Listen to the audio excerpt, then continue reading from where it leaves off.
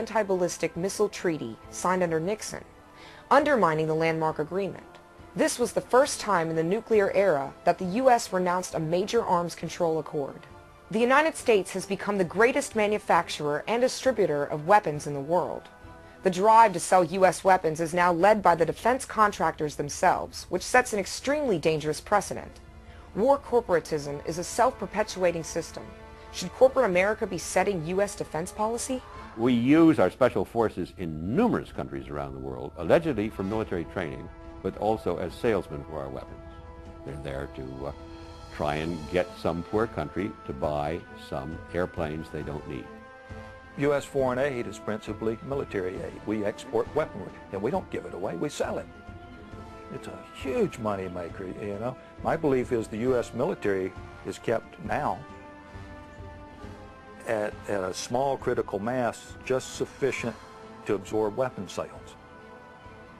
And look at the price of weaponry, my God. And it gets down to this, when I look at it, who are our enemies? Who are our natural enemies? We have none. They don't exist. We don't manufacture very much of much importance anymore, except for weapons and munitions, of which we are easily the world's largest producer. Think back to the 80s, the Iran-Iraq war, 8-9 years of that. We're actually supplying both sides because, as Kissinger famously said, you know, best outcome for this is if both sides lose. We fund the two parties and allow them to kill themselves, and then we come out smelling like a rose. In Pakistan, we did it. The Afghanistan situation, we created a mess. We created the Taliban. The Iraqi-Iranian war, we funded Iraq against Iran. We even urged Saddam Hussein to invade Iran. We create this problem. You go to Namibia, go to Angola. We funded UNITA, an organization that fought the legitimate government because we perceived the legitimate government to be Marxist. We're helping both sides. Certainly we have some knowledge of how our ally is using weapons that we might have given them. AK-47, M16s are everywhere. Africans do not produce those weapons, and yet they are killing themselves. So yes, CIA or KGB or any of these secret organizations have been known for funding and supporting both sides. We reawakened the Civil War by the CIA supplying huge amounts of money to the northern warlords and saying, we're going to give you one thing to help you out, our Air Force. I don't want our people in the middle of a civil war. The Al-Qaeda, the Taliban, etc., are creations of the U.S. intelligence services and others, Western intelligence services. Remember, they were concocted to defeat the Soviet Union in Afghanistan. So, and the ISI actually is a creation of the CIA. We also had a long history of working with the Taliban because we wanted to build gas and petroleum pipelines across Afghanistan. If you want to judge U.S. foreign policy, look no further than Osama bin Laden. Osama bin Laden is a creation of U.S. foreign policy, actively recruited by the CIA, brought into Afghanistan as part of the Arab faction of the Mujahideen. We were starving the Muslim children through sanctions against Iraq. There were sanctions after the Gulf War, and we were the main proponents of the sanctions. The fallout from U.S. foreign policy sanctions in the Middle East has caused collateral damage for civilians. We have heard that 500,000 children have died. Is the price worth it?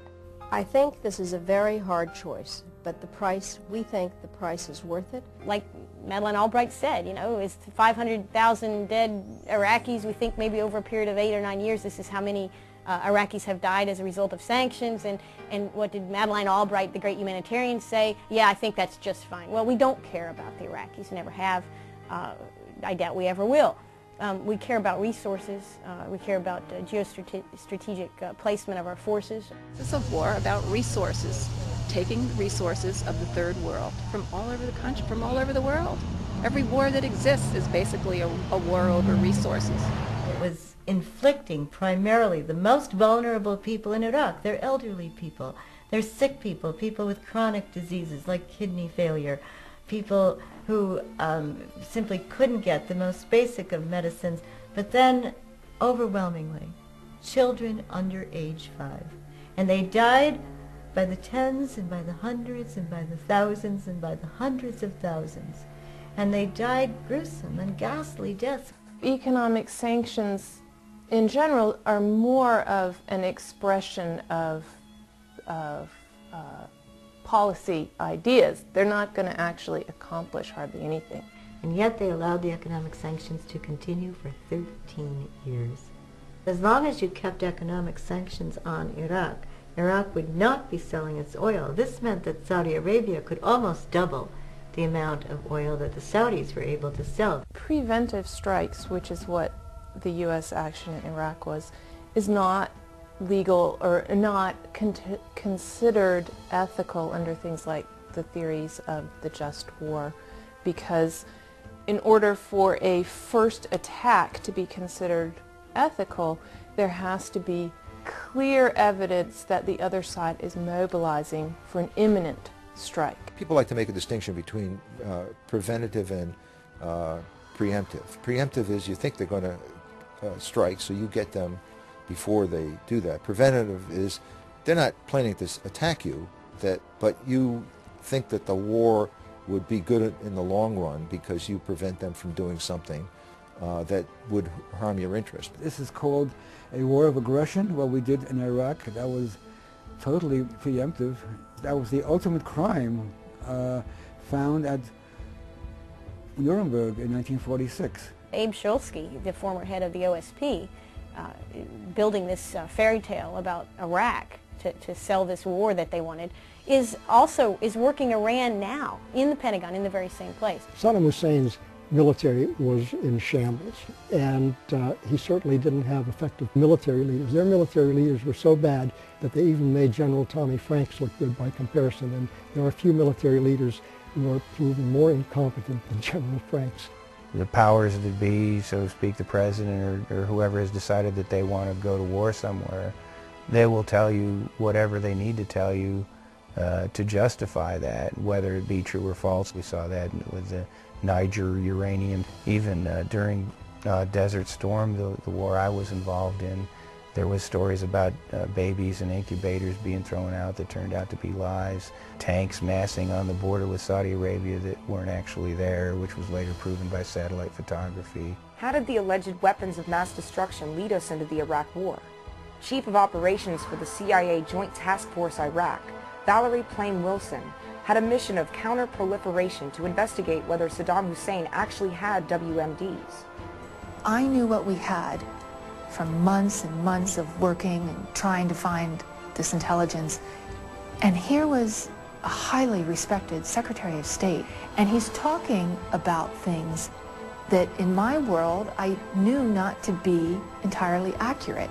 Well, I think it was for me the first time that I stepped back a little bit from the operational weeds and said, what is going on here? Because it was clear we were going to war, and I thought it was a very thin case.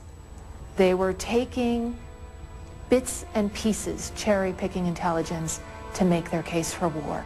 Her husband, former Ambassador Joseph Wilson, was assigned to a CIA fact-finding mission to investigate if there was actually weapons-grade uranium coming from Niger. When he reported there was not, and publicly accused the president and others of lying to justify the invasion, Valerie, a 20-year CIA veteran, found her name leaked to the press with signs pointing to the vice president's office as the source. The spin and the way that they create the narrative is masterful. It's lie after lie after lie, but the lies are not discredited until after the fact. What I saw in the summer of 2002 in the fall, right up to the invasion, was to cherry-pick intelligence, to take things that were not true, that were known not to be true, and to present them as if they were true in order to convince or to allow the president and the vice president to convince the American people that this was a necessary war, which it wasn't. It was not. There's no way that there's a rational link between Al-Qaeda and Saddam Hussein. That one was just clearly fabricated, but that's just that they've spun that web of lies so well, and everybody now knows that it was all false premise. I don't know that Saddam Hussein was directly or indirectly involved with 9/11. I do know that he was an international terrorist. His hands were all over terrorism. And for that reason, I believe